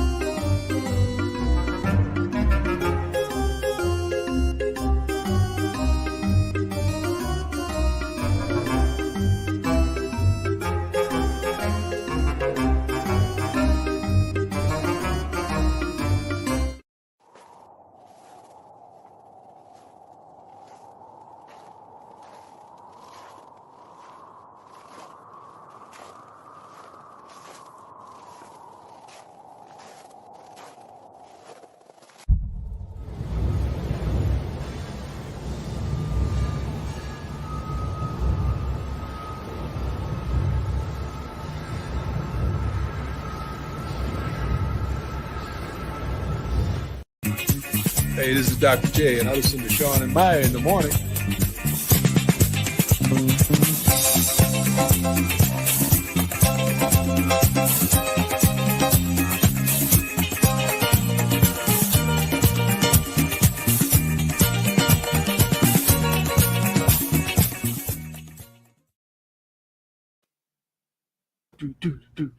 Welcome back to Second City Sports on this Fun-Filled Monday edition. We're live in living color right here on Sports Zone Chicago. I'm Sid. That's Lakina. You can follow yours truly on the Twitter, X, and the IG at CK80. Once again, it's CK80. That's SIDKID80. That's SIDKID80. You can follow me at Keena McGee on the Twitter, X, and Kieran again, the IG. We have less than 20 minutes left for this extravaganza we call a Sports Talk Radio Show. This is our last break of the show for today. So, yeah, if you have any last-minute questions or comments in our grab bag segment, you can do so by going to Sports Zone Chicago's Facebook page or at Sports Zone Chicago on YouTube. Type in those questions or comments to the comment section. Lakina will get them up on the screen for you. All right, so let's go to the grass courts of tennis at Wimbledon. As Carlos Alcaraz, we may have a new star in men's tennis. As last year's matchup against, Novak Djokovic, of course, was a 5.5 hour thriller. Unfortunately, that wasn't the case this year. You take away like 2 hours. It only took about a little over 2 hours to dispose of the 9-time champ in straight sets. He becomes the third player. Of course, Bjorn Borg and Boris Becker for winning 2 Wimbledons before they turned 22. He already has 4 Grand Slams already he just turned 21. So is he the new star for the men on the men's side in tennis? Especially after knocking out Jokic, I believe yesterday. I think he is. But you know the question that I have, Lakina, and I've been asking this for a while. Who's going to be the next American male tennis star? The closest that we had was Andy Roddick, and that was over 22 years ago. So we just haven't had that guy step up and be consistent in challenging some of these other players from other countries as far as these major tournament titles. So congratulations to Mr. Alcaraz. And I told you the match that I saw him in, that was the same day that my girl Madison Keys lost her match via injury. He got challenged a little bit, but he got through that, and of course, he ended up winning the title yesterday. So, congrats to him on that. But who's going to be the next American male tennis star? We still haven't seen it yet. Yeah, it is really unfortunate. I thought that maybe Tiafoe, he's still trying to figure things out. I know Tommy Paul, of course, he made it all the way to the quarters. Ben Shelton had a nice showing as well. It was actually 30 years almost to the time when his dad made to the quarters at Wimbledon a few years ago. I think he lost a Wait, what did he lose? I think he lost to one Jim Courier, I think, that year. But yeah, I mean, like Alcaraz, the scary thing about him is that he's actually thinks he can get even better. He's already won in both the French and Wimbledon now. Remember, he's the reigning champ over at the U.S. Open. So of course, you got the Olympics in between that. So he's only going to get better. So it's going to get even scarier. So like I said, we'll see what happens with that.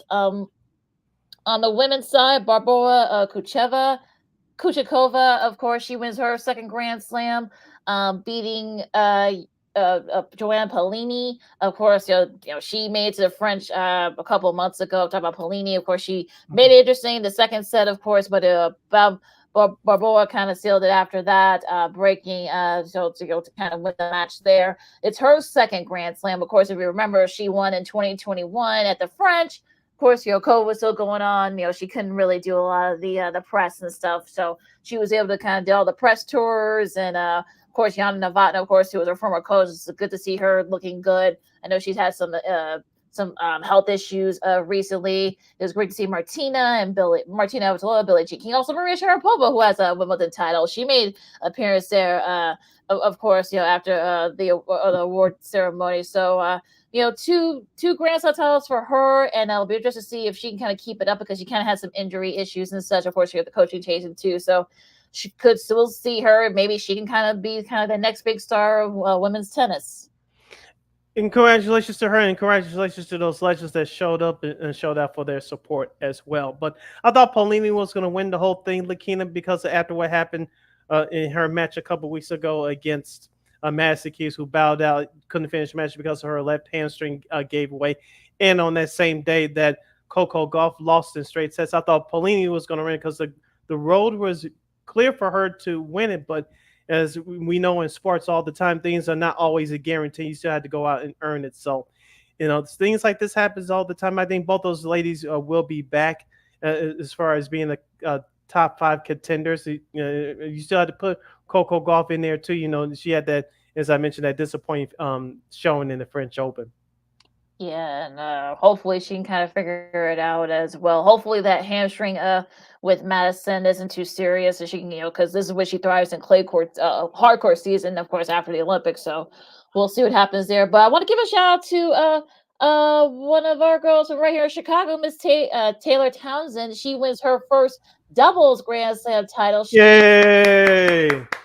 In Katerina Siniakova, of course. She has a couple of Grand Slam doubles titles to her credit. They combined and they win. I saw a little bit of that match. They kind of made the big shots late. They won in 2 tiebreakers. So hopefully this will be a first of many for the new duo. Yeah, we don't give much props to the doubles players for tennis because we focus on the singles matches because they bring more attention and more eyeballs. But congratulations to her and to her and her partner. Hopefully, keep it going, become that new duo. Yeah, she may find her niche with doubles too. I think she been doing very well in the doubles, so that she might have found her niche there. So hopefully this will be the first of many titles for her. Now, as I was saying, going back to Alcaraz, it was a good showing for if you're a Spaniard, and it was a good day for you yesterday. Sergio Garcia wins his first title since joining the Live Golf Tour. If you guys didn't catch the match on WGN early yesterday, he came back in the final hole and won.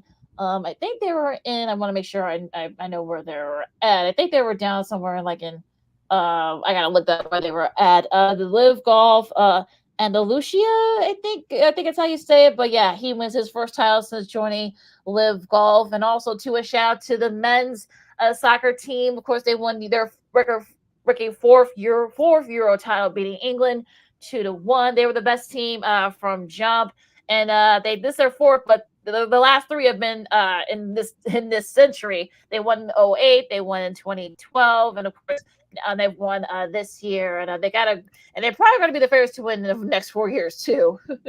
Yeah. I want to ask you a question, Lakina, about soccer. I never attended a soccer event overseas, let alone over here, but have you ever attended a soccer event before? Never have. I've been wanting to, though. Okay. Yeah, because I know that looking at pictures and things along that line, watching certain video over social media about the Chicago Fire. I know they play not too far away from me. And I know sometimes they have their games over at Soldier Field. But I want to go to at least one Chicago Fire game at some point. But looking at just a couple of those clips overseas for soccer, I know, of course, their fandom's a whole lot more of crazy, for lack of a better term, than it is here in America. I know their crowd control could be opposite of what it is here in America. You think that what's going on over there will be going on over here, but for some strange reasons, it's the opposite. But I want to attend at least one soccer game overseas. Oh yeah, everyone says that going to a Premier League match would just, that's what I want. I want to go to a Premier League match, or even a Euro. I mean, I'll go to a Euro match too because it was electric over there in Berlin yesterday. And England. I know. Look, they were second place once again. Of course, they lost to Italy a couple years ago. But yeah, I mean, those days are a lot of fun. They're very rapid too. I mean, don't go around folks when they're drinking, I guess, because some of those matches are like in the afternoon or early evenings there. So just mind yourself there if you do go to a match over in England. Yeah, I know this is one of the many reasons why we love sports and watch sports, because it's a uniform that brings everybody together from all different backgrounds, genders, and things along that line. But I noticed that in soccer, but especially here in the United States, every 4 years with the World Cup, it brings everybody together. It's another way to be social, and I think that's a great thing. And so I'm not complaining about that element one bit, but I'm like, I want to attend at least one soccer match over there at least one time before my time is up here on Earth. Yeah, you probably can go wrong with either. You want to go to La Liga in Italy, you want to go to the French league, you want to go to Bundesliga in Germany. I mean, you have a nice thing to choose from. So yeah, hopefully either one of us will get a chance to go to a soccer game in Europe. But should be a lot of fun. Of course, congrats to Spain. They had a nice day. I'm sure there's a party over there in Barcelona, Madrid, Seville, Mallorca, wherever. But I'm sure they're still partying over there. So you're listening to Second City Sports on Chicago. Lakina McGee, Cindy Brown with you. Some sports media news before we go into old school TV Monday real quick. Spencer Tillman, of course, who was part of the national championship Oklahoma football team. Of course, I think he played for like 7 or 8 years in the NFL. Of course, he's been doing television for the last, I think, like 30 years. Of course, a lot of it was with Tim Brando. Fairly Fox, he made the announcement over the weekend. Fox is now bringing that team up. Spencer is going to be working with someone who used to work here for years in Chicago, Mr. Eric Collins, and former Michigan quarterback, and of course, Big Ten football analyst Devin Gardner. He'll be working with Tim Brando for some of the games this year on the Fox and FS1. So yeah, they broke up. Yeah, so Fox broke one of the long running tandems in all of college football. Yeah, let's see with these Power 5 conferences now, how many of those games will those new crews get? I'm interested to see how many of those games will be on. I'm just speaking in general here. I know I'm going outside the box a little bit, but I want to see how many of those games the Fox Network gets for far as Deion Sanders going into his second year as head coach of Colorado, since they're now in the Big 12. How many of those games will Fox grab? Because remember, they did a lot of it, especially early in the year last year, where the interest was hot. And then, of course, when they started to lose, the interest wasn't there as much. Well, I want to see how many games that Fox will grab this year, especially early in the year for Deion Sanders and his Colorado football team going into year 2 of his tenure. Yeah, and a much tougher Big 12, of course. I think they will have to play one of the favorites in that conference, Utah. So that might be interesting there. And of course, ESPN officially launched their new TV contract with the SEC. Now that Texas and Oklahoma have now joined. So it's going to be a lot of confusion, definitely for the first couple of months. With all this conference turnover, you got Cal and Stanford now in the ACC. Of course, in the Big Ten, you've got USC, UCLA, Oregon, and Washington. That's good. Now they're in the Big Ten. Yep. So, yeah, it's going to be a lot of confusion for these next couple months as we get ready for college football. Yeah, we got some days. Yeah, we got to get our buddy. Hopefully, he'll join us again this year. Dave Rebson for the Big Ten. They got 4 more stops this year on him and Howard Griffith and crew for that Big Ten football camp tour. Well, the good thing is it'll still be warm. So Oregon and Washington. So I'm sure they'll be happy about that. So yeah, it's gonna be interesting to see how that kind of goes with the setup with everything, like you said, with all the conference realignment. And of course, now I think this is the year that they started with the 12 team playoff. Place. Oh boy.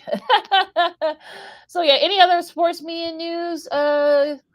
Oh yes, a couple more items. On July 29th, the NFL Network will launch the new Good Morning America Good Morning Football, not Good Morning America. Good grief. Good Morning It's kind of like Football that. It's kind program. of like that. It's kind Right. of the same in the With same Peter realm. Yeah. Schrager and Jamie Erdahl returning, but Sharice Burris, formerly of CBS, and Akbar Basha B. Miller, you used to work at NFL Network a decade ago before taking that job with CBS at the Talk for the last 3 or 4 years. He's coming back to NFL Network. That's going to be your new team for Good Morning Football starting on July 29th. And Peter and Kyle Brandt will be. I guess they'll be alternating back and Chicago's very forth. young Kyle Brady. I forgot about him. Yes, forgot. Yeah, don't forget about him. Yeah, I guess they're gonna be traveling back and forth from New York to Los Angeles. Yeah, I kind of like they kind of kept the team. I know Devin McCourty left. He didn't want to make the trek across country, which I can't say I blame him. Akbar was already there because remember the Talk is going to be ending at the end of the year, so nice to see that he's going to be going back to his old stopping grounds. Of course, the NFL Network, of course, Sheree Burgess, her star has been on the rise for the last couple of years, so now she's going to be doing Good Morning Football as well, and they're actually going to be launching Good Morning Football Overtime. And that'll air on Roku TV for free. So if you get the Roku TV app, of course, when you're not watching us, you can watch a replay of Good Morning Football Overtime. Yeah, and one more headline, Lakina, from the sports media world. I was trying to read this story during the break, but it was kind of tough. But Comcast and Bally Sports negotiations could make or break regional sports networks. Of course, we talked about this with Eugene earlier regarding the situation here in Chicago. NBC Sports Chicago will be no longer come the fall in October, of course, with the new home for the Bulls, Sox, and Blackhawks, so for the new Chicago Sports Network. But some of the Bally Sports channels around the country are on Xfinity/Comcast cable services, and ever since early in the year around the country, Bally Sports has been out off of the Xfinity cable services. I wonder how this is going to shape up, because we talked about last week the Dallas Stars. They're no longer going to do business with Bally Sports, and we already seen 3 Major League Baseball teams cut away from Bally Sports over the last year or so. So I don't know where this is headed, but right now it does not sound good. Yeah, this is a very pivotal moment for Xfinity and for Bally Sports. And, like Eugene said, this is going to be interesting to see, because a lot of those guys that ran Bally Sports are going to be running this new network here in Chicago. So it's going to be interesting to see what they do, of course. Like our buddies over the CHGO Blackhawks. I think Jay Sorowski said this, but you usually hire like the behind the scenes. I know they're going to want to try to that they talk to NBC Sports Chicago. There are people they may want to try to get those folks on there and sell it, because remember we're in mid-July. I mean, October is not too far away now, so they're going to have to kind of get it going and get the barracks going, especially if they want to try to distribute this to as many homes as possible. So it'll be interesting to see what the mindset's going to be for some of the programming and the content. So this here with Xfinity could be the death to the regional sports networks. And also, too, a great episode, by the way. I did see that last week from the guys at CHGO Blackhawks. You can catch that on their YouTube channel. Just go to CHGO Sports. But let's not forget, we talked about it before, regarding our situation here in Chicago. Xfinity/Comcast is the major cable provider of the Chicagoland area in Northwest Indiana. So that new network's got to make right with those folks first. If they don't, it's going to be major trouble. And you don't want to start out in this area on a bad note, especially with the teams that's going to be on that network. I know the Blackhawks are on the rise as well, but with the other 2 teams struggling, you expect folks to pay a heavy price tag, and you're going to stiff customers like me, because I'm still subscribed to Xfinity. You're going to stuff those folks to death. Those folks at Marquee learned the hard way. Of course, they got away with it because it was 2020, and they debuted on Xfinity the first day of that 2020 shortened pandemic season. But you're trying to stiff folks who have Xfinity with this new network, you're going to be in trouble and you may not recover. I'm just saying. I may be too overboard by that comment, but I don't think I'm too far off. That's just my opinion. No, you're right. And plus, I have YouTube TV, so of course they're gonna have to get those folks there too. And of course, unfortunately, I had to find other ways to watch Cub games, because I can't. Marquee's not on the lineup. Hopefully that changes before the season's over with. But you're gonna want to try to get as many eyeballs as possible. You're gonna try to put them in the premium when Blackhawks aside, when the other 2 teams are not very good at the moment. Yeah, you're not gonna be able to get away with that. So. They better, whatever this network is going to be, of course, they better figure it out, and they better figure it out quick. All right, you're listening to Second City Sports on Sports on Chicago, the Monday edition. Say Lakina here with you. All right, Lakina, this is the time of the show where we usually close it out with the old school TV Monday, but we want to pay tribute on this special edition to the celebrities and actresses that passed away over these last few days. Of course, I saw this on social media yesterday on my way to the White Sox game. And of course, veteran actress, the now late, I hate to say this, but the now late Shannon Doherty passed away at the age of 53 due to breast cancer. Of course, she was known for her role as Brenda Walsh on the 90s television show Beverly Hills 90210. She was on there from 1990 through 1994. And she was on Charmed on the old WB network, now CW, from 1998 until 2001. Of course, she was born in Memphis, Tennessee in 1971. She's been an actress from 1981 until her passing over the weekend. Lakina, we'll get into a deeper dive into the Beverly Hills 90210 show down the road. But I remember her in Our House in reruns back in the day. She was great in that. She was about 12, 13 years old. Of course, she was 18, 19 years old when she started on Beverly Hills 90210 back in 1990.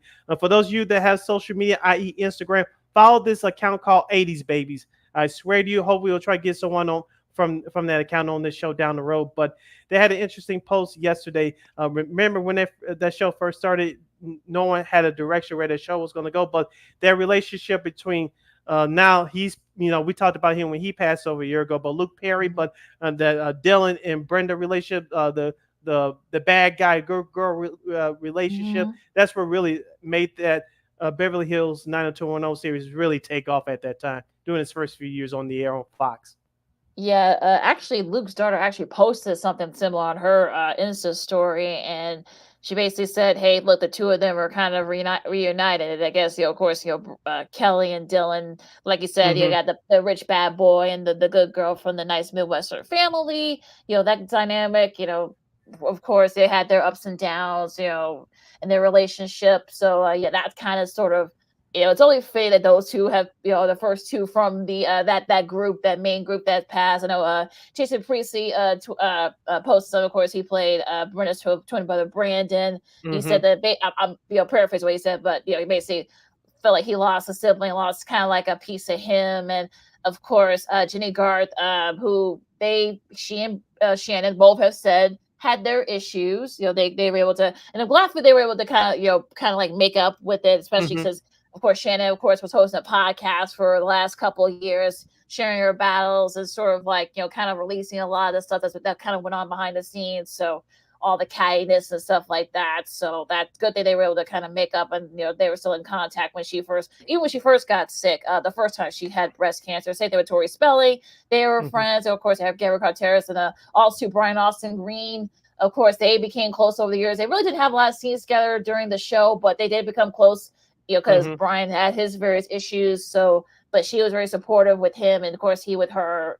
So that was really nice to see. I saw Ian Ziering post something really sweet earlier this morning. So it is one of those things where it's hard to kind of see it because a piece of your childhood, is gone. Because of course, I remember seeing her on Our House the first time. Of course, Heathers, the movie Heathers with Winona Ryder and Christian Slater. And of course, with Charm, the first few seasons, the original Charm. And of course, all the various TV movies that she did over the years. Of course, she actually was still working. She still did a couple other series, of course, before she got real sick. So I'm glad she was able to kind of let all those I don't want to say aggressions, kind of like a lot of her allowed herself to kind of be herself, and it has let a lot of those things that kind of show folks that, okay, maybe they changed their perspective over the years. Yeah, it's kind of nice to see, the stars align and things along that line. The situation like that basically work itself out. I know some situations we as outsiders looking at, oh, why don't they just make up? Oh, why don't this happen? Why did that happen? But you gotta let things work out at a time. If it's meant to be, it's meant to be. So, like I said, you kind of have those situations turn out the way they did at the time. But like I said, it's great to see those situations have ironed themselves out. Now, I know they had that. We were still doing our shows downtown. They had that reboot, making fun of themselves to an extent before the pandemic hit. But unfortunately, we cannot really have a true reunion now of that show. because, like I said, Brenda, like I said earlier, is Brenda and Dylan were the centerpieces of that show. But of course, all those other characters grew to be their own characters, their own people later on in the series after both of them left. I know Luke Perry came back for those last couple of years of making special appearances, but you really, unfortunately, we cannot have a true reunion of that show now. Yeah, for that, I think I think that movie probably would have worked had they had not made it into a spoof.